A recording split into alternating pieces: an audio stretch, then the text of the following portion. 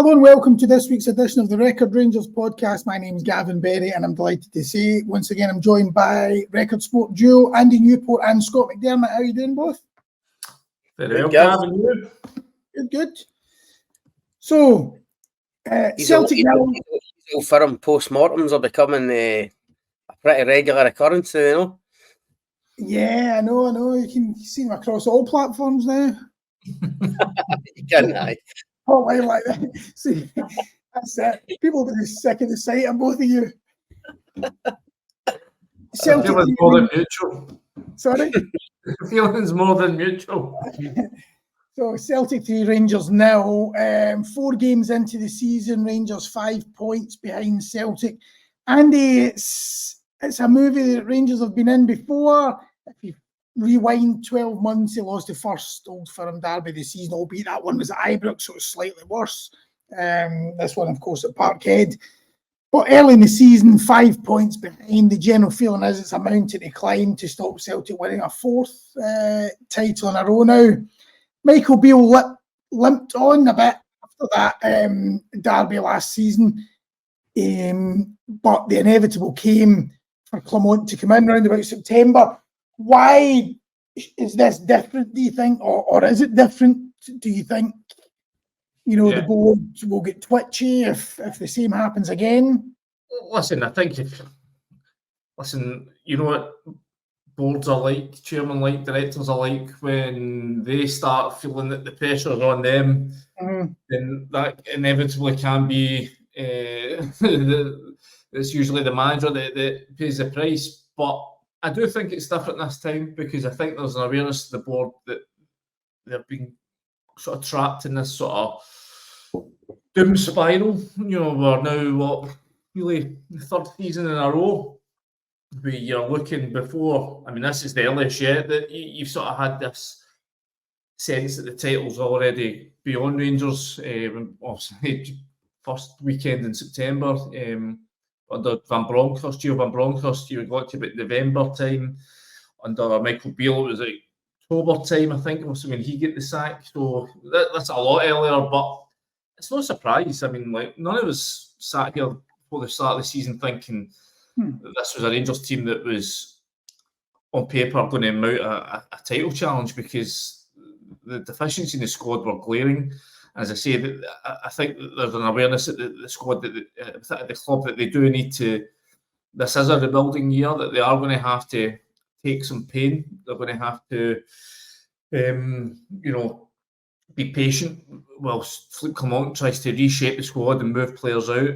But I think the fact that they've given him a new contract, I mean, I would be stunned if within a month or two, giving him a new 4-year deal, that they would then be looking to move him on. That would just make the decision of giving him a new contract look staggeringly short-sighted. So I think he's safe for now. I think they'd have to get an awful lot worse, very quickly for that to be the case if he was to be under pressure and moved on. But listen, as I said when we spoke in Hotline Live immediately after the game on Sunday, the issues at Rangers are bigger than Philippe Clement and predate Philippe Clement. These are things that have been going on for a long, long time. And really, you can change the manager all you want, but it's not going to change the fundamentals of what's wrong at the club. The club has to be, the board have to be better at making decisions. They have to be far more clinical with the way that they make decisions. They have to be more organised. And really, they have to start now, because if they carry on making mistakes, then the fears amongst the Rangers support that you're going to see Celtic winning titles, winning trophies in perpetuity, that will come true. So, this is a huge dilemma for the board. They have to they have to look at themselves, really, and make sure they get their own house in order before they start looking at their manager. Scott, I remember the three of us sat here when Michael Beale, not long after Michael Beale had taken charge, and there was a fan protest at Fir Park when Rangers went to Motherwell. They were holding up the cards. They wanted Ross Wilson, Stuart Robertson out. And I remember saying to you both, are these guys really the issues? Is it not just a case of rearranging the deck chairs? It's just somebody else is always in the firing line. you know, if Celtic have got the hundreds of millions that they've got and they've become even stronger financially, that the guys in these positions, their jobs are just so difficult, whether it's the sporting director, whether it's the manager himself, whether it's the chief executive. And that's what I was basically saying. You know, Stuart Robertson did go, Ross Wilson did go, James Bisgrove came in and has since gone. You know, Beale has gone and Philip Clement's come in. But I mean, how do you, I mean, surely. But Gavin, none of that means you can't be competitive in a one-off Old Firm game. Do you know what I mean? I mean, listen, there are, as Andy touched on, there are huge issues there, bigger than Clement, bigger than the team, behind the scenes. No, everything's not right. We know that. I've spoken about it early in the season. I said before a ball had been kicked, no Rangers were going into a season. No CEO, no sporting director, no academy director, a stadium that wasn't fit to hold games. It was an absolute shambles right from the start. However, on Sunday, the most basic problem, and I'm sure we'll get into it in more depth, but the most basic problem was players not working hard enough on the pitch. No putting up a fight, no showing any desire, no showing any passion. Conviction. No, I mean that should be a given. Listen, I think fans accept. Of course, the fans accept Celtic are the better team here. They accept they've got more money. They accept they're currently on a higher level. But that doesn't mean you can't be competitive in Old Firm games. We've in our lifetimes. We've seen hundreds of Old Firm games where one team has been stronger than the other, but the other team still managed to put up a fight. And I think, honestly, that's a huge part. That's right at the crux of the fans' anger, disappointment. Of course, there are these things in the background that they're not happy with. Yeah, they cannot stomach going to Celtic Park again and again and again with a lack of fight, lack of spirit, lack of passion, totally uncompetitive in these games. That's unforgivable. I don't care how much money you've got or how bad your team is. Yeah, but okay, and the run, the current record against Celtic and run is awful. But I mean, if you look at Clement's games last season, they weren't like that. It wasn't. Well, they've went 2 down the last 4 Old Firm league games. They've lost opening goal for okay, sorry, I was meaning the kind of eventual score. Like, was it the cup final? Right, take the cup final out of the equation. It's a wee bit different. It's a 1-1. It's at Hampden. I think Celtic still deserves it. Started terribly, but still it ended up in a draw. So there was fight there eventually. Right. The other games, 2 down and rally second half. Many times have you seen that at Celtic Park? 2 goals down, second half. I think even going back to the Van Bronckhorst game, where it was 3-0 at half time. Rangers brought Ryan Jacko on for the second half. They kept the ball a wee bit better, and everybody thought a second half performance was decent. But the game was finished. Yeah. These games, honestly, have become uncompetitive, and that's one of, if not the biggest indictment, probably against Philippe Clement. And listen, I like him, and I think he's a good manager, and I feel for him so many aspects of what's going on at Rangers just now. But no, we grew up with Old Firm games, and also yours will be the same. I always remember my dad used to say to me before every Old Firm, you can never predict the outcome at an Old Firm game. So unpredictable. Unfortunately for Rangers, these games have become utterly predictable. And sorry, but that's my point. But my point is, we're talking about this run started post Steven Gerrard. So we're talking now 3 managers: Van Bronckhorst, Beale, Clement. So that's why?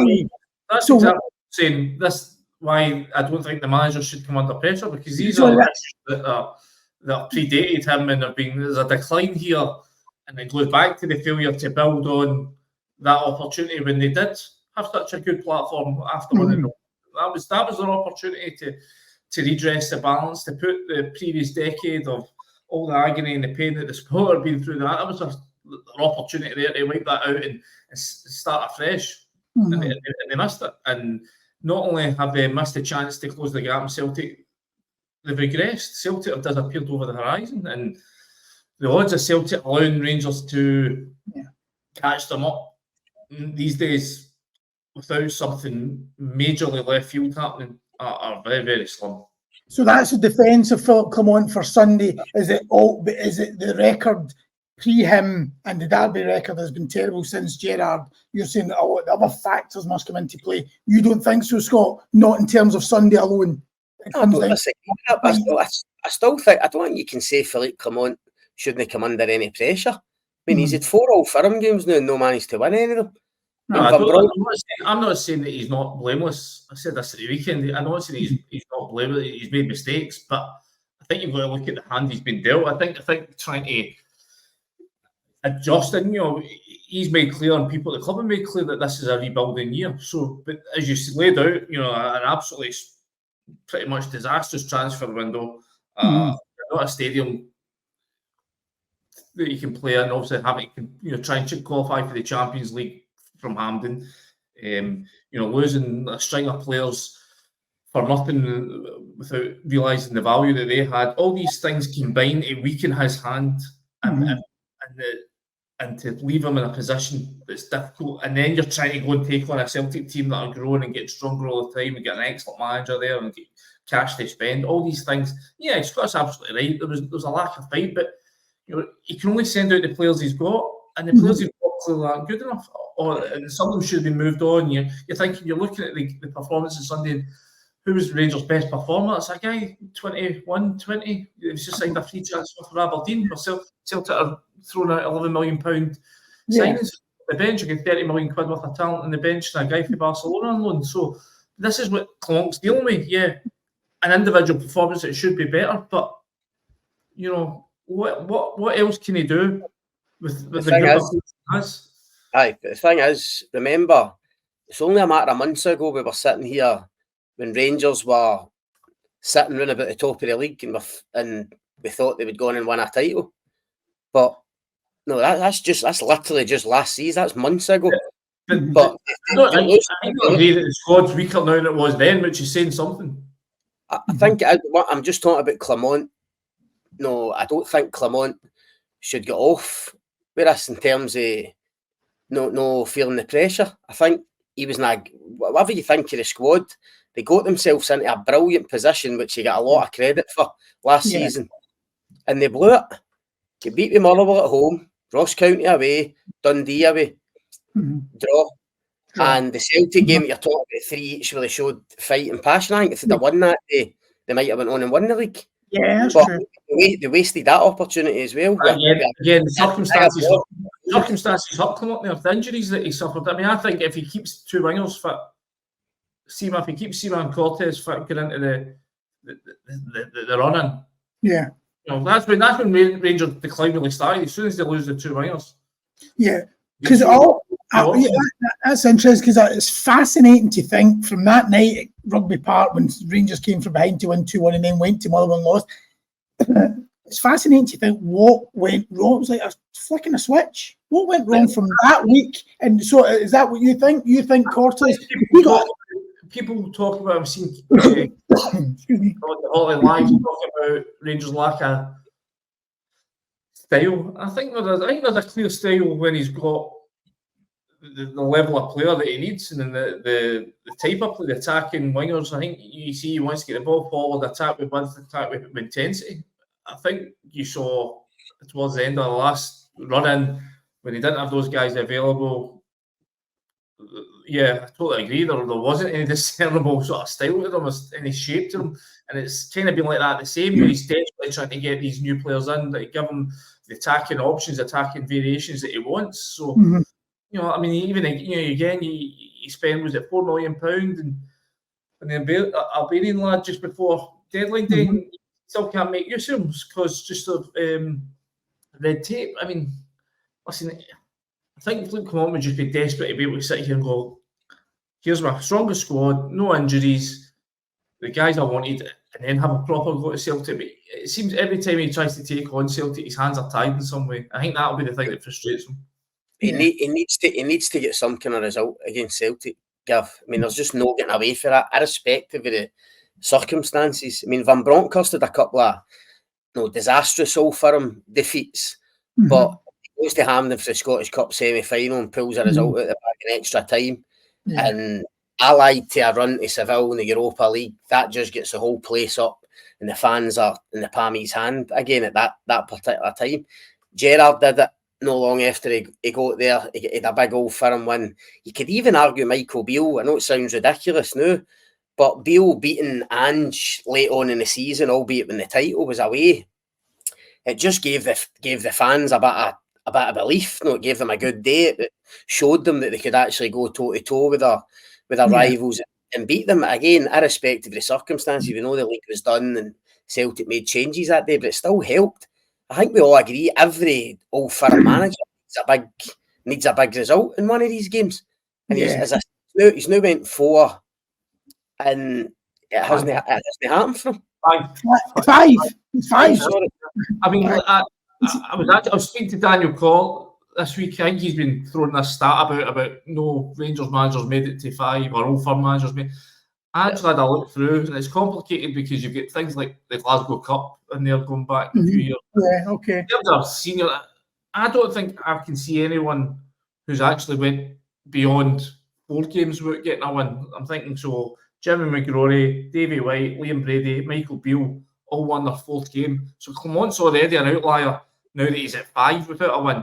So if he goes, you're talking about, there may be a League Cup game in there to come if they get through, or the game at Ibrox. If he goes one of them, goes 6 games, then that's what I'm saying. That's when pressure comes. But the board have made clear, John Bennett said, you need to get out of this rinse and repeat sort of cycle of sacking managers. I mean,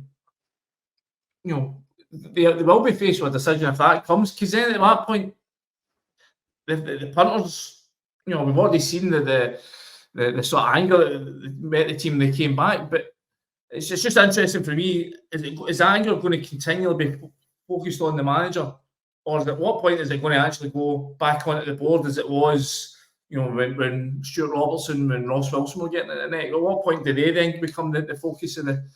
You're talking about pressure. You're talking about pressure. No, maybe coming the next Old Firm game. I mean, 2 weeks when we come back for the international break, Celtic at home to Hearts, Aberdeen at home to Motherwell on the Saturday. 2 of them could go 8 clear. You'd fancy both of them to go 8 clear of Rangers before Rangers need to go to Tannadice at midday on the Sunday. I think even this early, that game's got massive pressure on it for the team and the manager. Well, Scott, we opened this up by saying, it's deja vu, because exactly 12 months ago, the same situation. Michael Beale had been in the previous season, it started afresh, lost the first Old Firm game, 5 points behind, international break, came back and beat St Johnstone. So that was his equivalent game, real pressure. Beat St Johnstone, beat Betis, incredible now looking back. Beat Motherwell 1-0 on the September weekend, but remember it was a really nervy and boos were coming out. Yeah. Ibrox. Then 4-0 against Livingston in the League Cup. Again, it wasn't that convincing. The scoreline suggests it was more convincing. And then bang, Rangers 1, Aberdeen 3, Ibrox. But even in that 4-game winless run, the suggestion, it was as if it was just delaying the inevitable. So when you look at the Rangers run now, similar, Dundee United away, you could argue even tougher the way they're playing than going to McDermott Park last season. Home to Dundee, Premier Sports Cup, and then you've got Malmo and Lyon in the Europa League, which sandwiches a home game against Hibs in the league. So, I mean, how do you see that run, panning out? I mean, can you see them going on a long winless run? A long winning run? No, I can't. I think they can go on a winning run against the rest, because I do think even the squad he's got just now is capable of beating all of those teams. What I'm saying is there's huge pressure going to Tannadice for that next game. If as expected, they're 8 points behind going into it, I just think that brings about no, a real pressure on them. But listen, Jack, and Rangers fans are clutching for kind of positives after Sunday. I actually thought Jack Butland spoke well after the game. I'm sure Andy will probably agree. And just one of the things he said, and it was just a small thing, you maybe expect him to say it, but it did. I thought it would give fans just that wee bit of hope when he spoke about just that run that they went on under Clement last season, when they got themselves back in the title race, when everyone, including us, at the start of the season thought it was done early doors. No, whatever Clement did in that initial period, they did go on a brilliant run and they got themselves back in the title race. So much so that, as I said earlier, at one point we thought they were going to go in and win it. So they're going to need a similar run. I mean, Andy's saying the squad looks weaker this season, possibly, but I still think the players and the squad he's got, if he gets everybody fit, especially if he gets Reedvan back and he gets Cortez back, Bayrami obviously comes into the equation as well. I think they can go on a run, but they're going to need to deal with huge pressure to get through that, because I say as soon as these Premiership games resume, that going to Tannadice, as you say, a Dundee United team that's in form, who will be up for it against Rangers if they're coming back up to the top flight. Lunchtime kick-off, knowing Aberdeen and Celtic have already won on a Saturday. If that happens, that's no disrespect to Hearts or Motherwell. But I just think that game brings huge pressure. But if we look, Andy, at that run of fixtures and we just pick out that Hibs game at home, just for example, let's say Hibs go and do what Aberdeen did, 12 months ago, and they're 8 behind, exactly the position they were in when Michael Beale is sacked and Philip Clement's brought in. Michael Beale, if you wanted to sit here and ask him now, if that happened, would probably say, well, what's the difference? Is the difference purely that the board are saying we're not having this rinse and repeat? Is that it? I mean, why does Clement deserve? Let me ask you, what does sacking Clement then achieve? Because it's the same group of players. You're then whoever new manager's going to come in is going to make his own changes come January. We've already seen, 2 or 3 managers have now discussed the impact of changing managers' training regimes, what that's had on the injury record of the club. That's, is bringing another new coach in, another new set of philosophies and a new set of methods on the training ground. Is that going to help? No. So you're potentially looking at extending that injury record that's so debilitating last season. I'm just not sure that changing the manager is going to have the impact that the club or the fans are going to want to have. Things.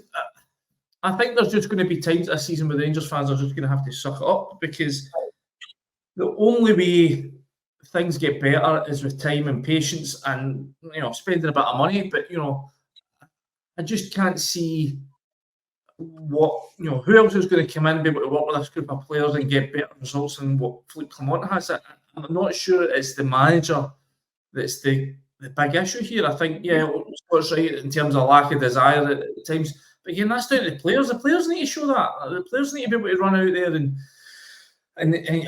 once they cross the right line, that's down to the players to show that. And I think, generally speaking, as I said, the issues at the club are bigger than just the manager. I think this is something that the board have to address and have to get their act together before you can start then looking at the manager again.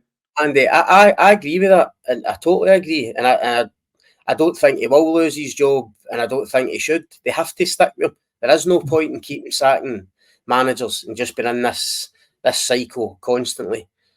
But what I would say is he has to come up with a way of being competitive with Celtic and one-off games. That's his job as a manager.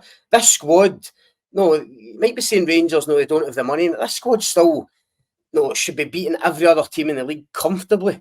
Absolutely comfortably. The fact that we're even doubting that is unbelievable. But so that's fine. So you give him time, you give him patience. I think every Rangers fan gets the whole long-term project, and it's the start of a new cycle, and you get young players and hopefully sell them on and develop. I think every Rangers fan understands that. They're not stupid. But I go back to my original point right at the start. that doesn't mean you can't be competitive against a strong Celtic team. If that means Philip Clement changing his approach in games, changing his tactics, does it mean going 5 at the back and you go a bit more defensive, especially when you go to Celtic Park? He has to do something in these games to get him a result, give the fans a bit of belief, give his own players a bit of belief, and change that narrative, that negative perception that he was talking about. If you're giving them patience, you're giving them time, it has to be on the basis that there is progress shown and there is something that gives you hope. Of course, that is the case, because if you just keep spiraling, listen, if they don't lose the next 10 games, he's not going to be the Rangers manager. What I'm saying is that as long as you still have the faith that he's the right guy and that there's progress being shown, even if there's bumps in the road between now and January or whenever, then you have to stick by him. Obviously, if the wheels come off and it's disastrous, okay, but then you are back to square one, as they've found themselves doing the last 3 seasons in a row. So at some point, something has to give, of course, but the hope will be that he's stuck with him long enough. Give him, if you sort out the recruitment, and that's a huge issue, they have to get the recruitment right. They have to improve their track record on that far better. And we speak to people at the club, and they were talking about, over the summer, there were, the success rate of signings has maybe been 50% a year. That they want to get that up to, maybe near 70%. And then, because you're always going to have signings that don't work out, that has to be, what we're looking at so far in terms of guys that come in. How many of the new boys that have come in this summer can you say, okay, it's a small sample section, but how many can you say have been a success? Maybe Connor Ban, maybe Yefty. Out of 9 boys that have come in so far. Obviously, some of them haven't played yet, we know, but you're already 5 points behind in a title race. So these are the things that they need to improve on. Clement needs to, improve his side of the bargain. But what I'm saying is that it can't all just be Philippe Clement's issue here. There's so many issues that need to be addressed. So that's why I think it would just be harsh on him. If he's getting sacked, then Niels Coppin has to get sacked, and then John Bennett and the Bolt have to go as well. So the problem it's not a simple solution here. There's multiple things that need to be addressed in the club. The biggest issue is money, isn't it? They need some sort of fresh investment. I mean, if a Middle East, businessman came in tomorrow and said, "Here you go, there's £1 billion," you could solve a lot of these problems, couldn't you? I mean, we said yesterday on the Hotline Live, one thing you can't fault this board is for putting the money in. They have put the money in. Absolutely not. Spent it has been the issue. But, listen, I think there'll be people on the board that would be willing to speak to outside investors. Obviously, when the story came out last week about this mystery American bid, we spoke to 3 or 4 guys who are connected with the club. Obviously, Dave King came out with his statement and made clear that he hadn't been in touch with anyone. So it looked, I think if you're going to buy, I think that the talk was that we're going to buy a 25% stake. So if you're going to do that, you really need to buy Dave King shares to start with to get you started. But I think there is people on the board among the investors who would be willing to have that discussion if they thought it was for the best, if they thought that the person coming in with the money had the resources, had the best of intentions, had a plan that would help. So I think, there is that willingness on the board. It's just finding the right person, the person you can trust. Obviously, the club had its issues in recent years, so I think you can understand there'll be a wariness among the supporters to welcome in some outsider that they've never heard of and offer up all these grand plans about how they're going to spend millions of pounds. So the due diligence would have to be really spot on, and the sales job to supporters would have to be, really at it as well. So, I think, I said yesterday, I think we'll get to the stage where it probably needs something like that to happen if Rangers are to close the gap in Celtic. Yeah, that's the problem, and it touches on the kind of money issue. It's okay saying right time and patience, and it's got to be about player development and getting better. I've said this for the start of the season when Philippe Clement was telling fans, "No, we'll be okay come October, November," and hinting that in 2-3 years' time things would look a lot rosier because they'd have sold these young players on for a profit. Again, I think every Rangers fan gets that, understands it, agrees with it. But there's an assumption there that, well, Rangers are going to get better and improve, and somehow Celtic are going to stand still or get worse. That doesn't look like happening. I mean, Philippe Clement is saying about the average age of the Rangers team on Sunday, which I think was 26. Celtic's average age was only 27. So they're an improving team and a developing team under Brendan Rodgers. They're signing guys like Engels coming in, who they'll think, even bringing him in for 10, 11 million, they clearly think he's a guy that will go and make them a profit and take them to the next level. So it's difficult because, as Andy says, you want to give the manager time. You can see the long-term vision. But who's to say in 2 to 3 years that's going to take Rangers to where? And even if it does, Celtic might be beyond them at that point. I suppose the only thing we can really equate it to is when Steven Gerrard came in, can't we? And even then, it took 3 years to win the league. And you're right, it took a combination of things. It took Rangers getting it right on the park, Steven Gerrard building a team, some good recruitment. It also took Brendan Rodgers leaving Celtic. Yeah. The season before, Steven Gerrard could easily have been away. That result at Hamilton that night. Yeah. He was only one more result away from. The circumstances worked in Rangers' favour that year, definitely. Yeah. But even if let's say something similar happens again, let's say Rangers do recruit well, they improve. Let's say Brendan Rodgers left just for argument's sake, and eventually, Rangers win the league. But we're still talking possibly 2 or 3 years down the line, and there's still only one league title. It's still only one. I mean, Rangers. The challenge for Rangers has to be a period of dominance. One title in every 9 is. But the key things there, Gav, is Gerrard's 3 years. You could see improvements, you could see developments. There was from where Rangers came from and Gerrard came in.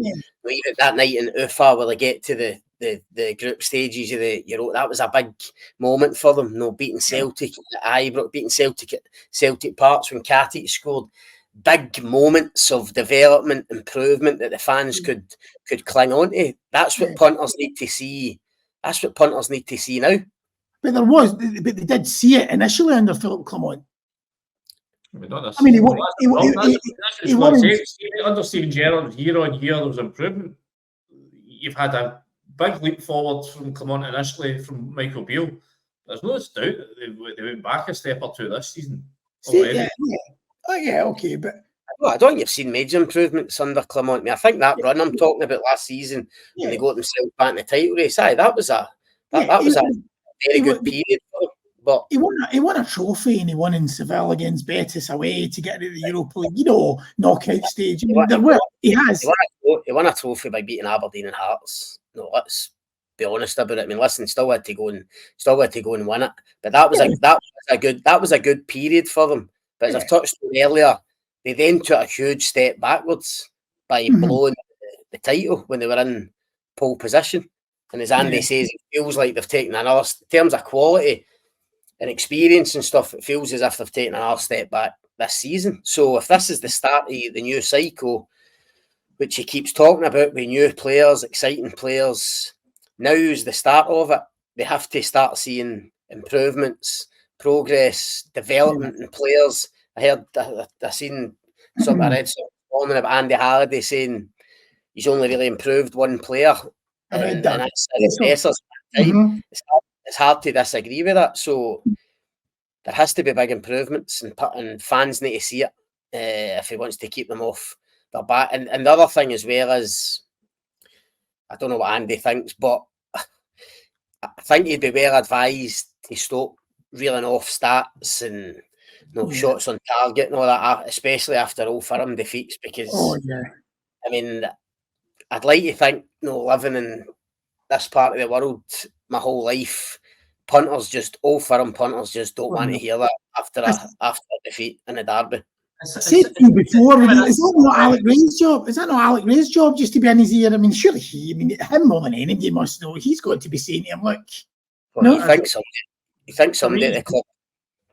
Sorry, for me, it's just reminiscent when Matt Warburton was here. Just some of the stuff that he used to commit with after the front games. Just somebody who didn't. You need I mean, Scott's right. You need, just for his own sake, just to keep the fans on side. You need to understand the psyche of them. And Scott's absolutely right. You know, you've just been scudded 3-0 in a Old Firm game. They don't want to know that you had the same amount of shots on target, especially when one of the shots on target comes when you're 3-0 down with James. Or most of the target shots came when you're 3-0 down in the last 10 minutes when Celtic were cruising. So I think that's it. They won't wear it at all. His own state, he needs to. And you're right, yeah, maybe somebody does take somebody just to go, listen. I mean, the thing that always impressed me about Steven Gerrard, and maybe it came because of his standing as a player and the respect that all the players in his dressing room clearly had as a sort of global figure of the game.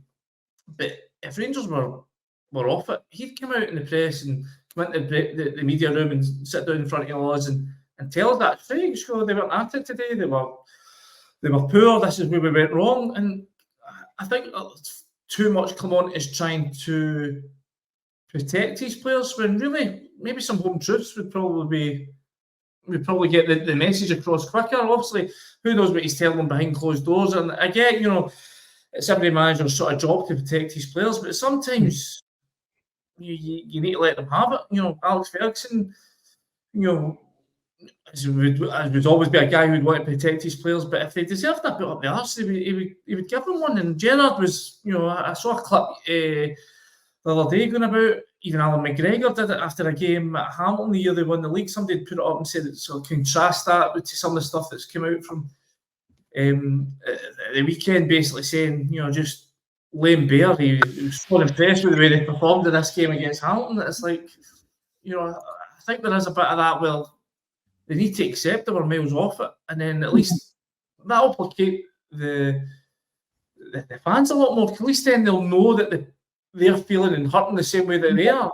I think that's the thing that's frustrating a lot of fans at now. And that's why you saw the angry scenes outside Ibrox. Is like, do they really feel the way that the fans are feeling? Did they get what it means to have to go into your work on a Monday after a 3-0 scudding off a Celtic and have to sit there with your Celtic supporting pals and have them sort of gloat in front of you? And especially because they've had to do it time and time and time again. It's been such a bleak period for the Rangers support. So, I think totally that's agree. for their own sake, just if they could put that set, well, it hurts us and we feel it too. Maybe that's a PR job. Maybe the PR department needs to have a word about that. I totally agree, and I think that's the one wee bit that I'm not sure Clement does quite get yet about being here. And listen, it's hard for a guy from the outside coming in to really understand that psyche. As you say, Gav, you think that people within the club would be trying to kind of fill him in on that as much as possible. And listen, I'm sure they will have, but it is difficult to really understand. And as Andy says, it is quite reminiscent of Warburton. And I remember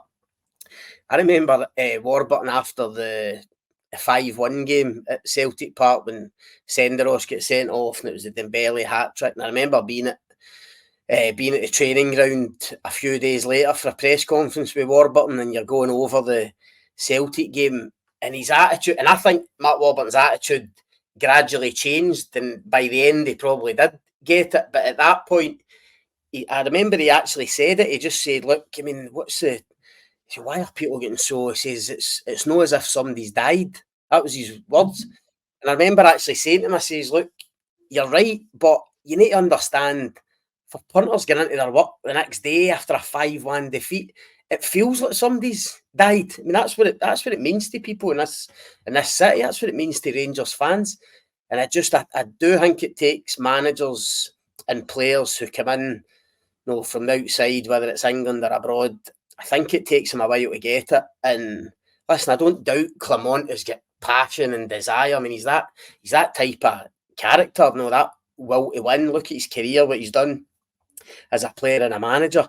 Mm-hmm. But just understanding, as Andy says, that psyche, how the fans think, how they feel. And I think by coming out and reeling off stats and all this stuff about talking about beating Ross County 6-0, I mean, the biggest win in 4 years. I mean, just forget that. It means absolutely nothing to supporters. I mean, you're almost, you're insulting him a wee bit, hitting it with stuff like that. So I think he'd be well advised to steer away from that stuff, especially after an Old Firm defeat. Okay, just finally to wrap up, Andy, you touched on it there, the ugly scenes or the unsavoury scenes outside Ibrox when the team got back. James Tavernier was singled out, Scott. Philip Clement had a ding-dong. There was various wee ones, but the one that didn't look the best was Tavernier. One fan in particular seemed to be singling out. He has to go back. I mean, he's become a target, James Tavernier. You know, that was unacceptable. But in the general feeling amongst fans has been that he's not fit to captain Rangers, and some even think that he should be dropped entirely for the team. Would Philip Clement be better doing that? Would it save him, Tavernier, from himself? Would it either relieve him of the captaincy or even put someone else in it right back? It's a tough one. I mean, I certainly think the next time he played Celtic, particularly away from home, I would think seriously about putting somebody else at right back and either playing James Tavernier elsewhere in the pitch or leaving him on the bench. I mean, I don't think that's out. I don't think that should be out with the realms of possibility. Mm-hmm. Tavernier's been a brilliant signing for Rangers. We're all in awe of his record for right back in terms of goals and assists, how important he was to the team in winning the title, getting to the Europa League final in Seville. That's all the positives. Nobody can ever take that away from James Tavernier as a Hall of Fame member at Ibrox. However, if you're asking me, do I think his time is probably up at the club? No, in the summer, I think it probably was. There was a lot of talk about him going. I mean, you were talking about cycles and fresh starts and new look squad. Mm-hmm. No, I think a lot of fans would have seen part of that being Tavernier leaving the club. I thought he was poor again on Sunday. I thought the performance for Rangers as a whole was physically and mentally weak. And I think when you say that has to come for the captain because he's leading it. I think Maeda has got the better of him on far too many occasions in these games. I think we're talking about a predictability about the results. It's almost become predictable in these games now that Tavernier's going to have a really tough time against Maeda for one reason or another. I didn't think his body language was great during the game, and maybe I'm nitpicking about things. Scott, I think you're right. I think he's been like that all since the start of pre-season. I think anytime I've seen him in the training ground or when I'm pre-season with him or in the trips abroad pre-season, he's had that sort of look of a guy who has maybe just had enough, and you've got to feel sympathy for him because, you know, how many times does one guy have to go through this? I mean, he's I don't know what his figures are for Old Firm ones, but you know, I'd be stunned if he's in double figures yet, and he's been here for 9 years. So, I think I agree with you. I think that the thing you have to consider as well, and I totally agree with you. I think sometimes the criticism's over the top of him. I think he's been a terrific servant. I think there's times where he's led not in a sort of traditional Rangers captain way. I think he's led through his performances at times, but I think you're now looking at a guy who's 31, 32. I think he's reaching that point physically where he's starting to decline. And you're asking him to try and perform the same job that he did 4 or 5 years ago when he was at his peak. You know, I just don't think he's capable of that. I think you're talking about there, was it time for him to depart in the summer? I think probably just in the same way that it was time for Connor Golson to go because he was past his best. And I don't think Rangers can afford to have guys that are no longer operating at the top level. I think if Rangers get any aspirations to do anything this season, they have to have guys that are trying to get towards their peak. No, that are guys that are clinging on to their best form. And unfortunately for James Tavernier, it's just that, you know, he's played. This is maybe just the amount of football he's had. You know, okay, 32 nowadays isn't that old when you consider the ages that some guys perform to. But you think about the sheer amount of football that James Tavernier's played over the last 8-9 years at Ibrox. I mean, he's barely missed a game. So maybe all that's just catching up. He just looks to me a guy who's tired. He looks tired of getting beaten these derbies. He looks getting tired of getting laughed at by Celtic fans. He looks tired just legging. For me, he just looks like a guy that, you know, Celtic just needs a break. It needs a break from. There was a point, Gav. There was a point in the weekend. There was a point in the second half where Celtic got past them again down that side, and talk about his body language. I mean, walk back. I seen that point. He actually just gave it up, and he just walked back. I've never seen him do that. No, he just gave it up, and that's unlike him. Because one thing I will say about Tavernier, and Andy, you're talking about the beatings he's taken, and you're right. But one thing I'll say about him is he's always been there. He's always came back for more. He's always put himself out there. I don't think you could ever accuse him of hiding in these games or hiding in any game. And that's to his eternal credit. And I think it's one of his big strengths is that he has always been there. The guy that was never injured. He could have you think about the amount of games he's played, the amount of Old Firm games he's played, could have easily sat a few of them out, with niggles or knocks or whatever, but he hasn't. But you're right, that incident on Sunday when he kind of threw his arms up and he just gave up on it, as I say, very unlike him. And that's the problem. Philippe Clement's trying to build this new young side. You think of some of the young boys that are playing, like your Barons and your Jefties, they should be looking at Tavernier as an example, the guy that's going to lead them. And that wasn't a great look when you're losing an Old Firm game. If you're looking at him, just in that instance, I'm not saying it's a general thing with Tavernier, but just in that instance, how easily he was beaten, how easily he kind of gave it up. And listen, I think he's struggling. And getting back to your point, I think for the next Old Firm game, if things are the way they are at the moment, I would seriously think about Dujon Sterling at right back, or whether it's this Dutch boy that they've brought in on deadline day, maybe a bit more defensive. Something has to change. Something has to change in his fixtures. I said earlier, it doesn't mean Philippe Clement changing his approach. I think it has to, because in terms of quality, I know he's saying there'll be a better team come January. Celtic aren't going to be any worse in January than they are at the moment, and Rangers would need a huge lift in performance and quality and confidence to get into the January game at Ibrox thinking they can go and beat Celtic. I think something has to change in terms of their tactical approach to the game. And listen, who knows, that might mean Tavernier moving to another position, might mean he's leaving him out. It's hard to envisage that just now, but as I say, something's got to change.